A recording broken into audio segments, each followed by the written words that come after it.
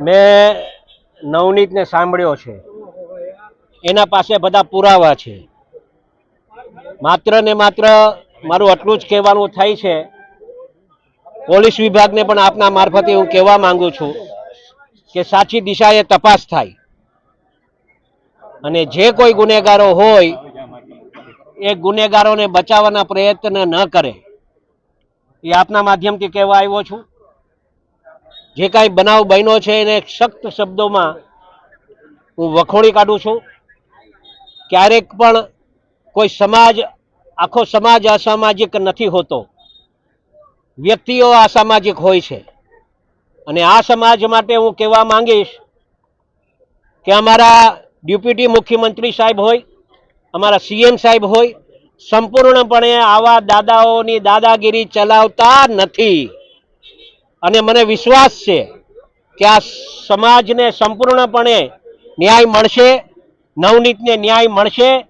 અને એના આધારે હું આપ સૌને ધ્યાન ઉપર મૂકું છું કે અમારા હર્ષભાઈ સંઘવી જે રીતે ગુંડાઓ પર જે દામ પકડીને બેઠા છે, લગામ પકડીને બેઠા છે, અને આવા ગુંડાઓને સંપૂર્ણપણે ડામવા માટે જે કામગીરી કરી રહ્યા છે, એના સાથે હું સાથો હાથ મળાવી અને કામ કરવા ઈચ્છું છું. અને મને સંપૂર્ણ વિશ્વાસ છે કે આ છોકરાને ન્યાય મળશે, એમાં સમાજને ન્યાય મળશે, એમાં કાંઈ શંકાને સ્થાન નથી. હીરાભાઈ, ભોગ બનનારનું એવું કહેવું છે કે માયાભાઈનો દીકરો જયરાજ આહિર દ્વારા હુમલો કરવામાં આવ્યો છે. જે પ્રકારે મેનેજિંગ ટ્રસ્ટીની બગદાણા ગુરુ આશ્રમને લઈને વાત છે, તેને લઈને બજરંગદાસ બાપાનું ટ્રસ્ટ જે છે એ આસ્થાનું એક કેન્દ્ર છે, મારું પણ આસ્થાનું કેન્દ્ર છે.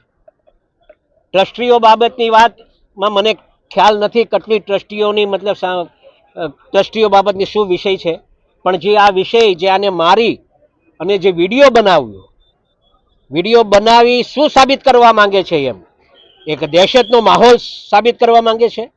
આ વિડીયો બનાવી કોના સાથે વાત ચાલુ હતી એની સંપૂર્ણપણે તપાસ થવી જોઈએ.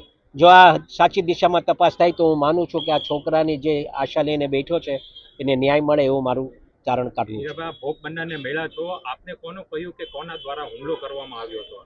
મને તો સંપૂર્ણપણે એવે જે વાત કરી છે એવે તો જે લોકોના નામ આપ્યા છે, હવે વાસ્તવિકતા કેટલી સાચી છે કેટલી ખોટી છે એ તો તપાસનો વિષય છે, અને તપાસ થાય પછી જ તો ખ્યાલ આવશે કે શું સાચું છે અને શું નથી. તો પોલીસે ગઈકાલે બાઇટ આપ્યું ડીવાયએસપીએ, તેમને એવું કહ્યું કે તપાસ હજુ તપાસ ચાલુ છે. ફરીથી નિવેદન લેવાનું થશે તો અમે નિવેદન પર પાછું નવનીતનું અપાવીશું અને પાછીથી તપાસ કરવાની થવાની હશે તો એ પણ કરાવીશું. પોલીસ સામે કયા પ્રકારના પગલાં લેવાની હવે માંગ ગૃહમંત્રીને કરવામાં આવશે? તાત્કાલિક એ સમાજના લોકોને કહેવાનું એવું છે કે હમણાં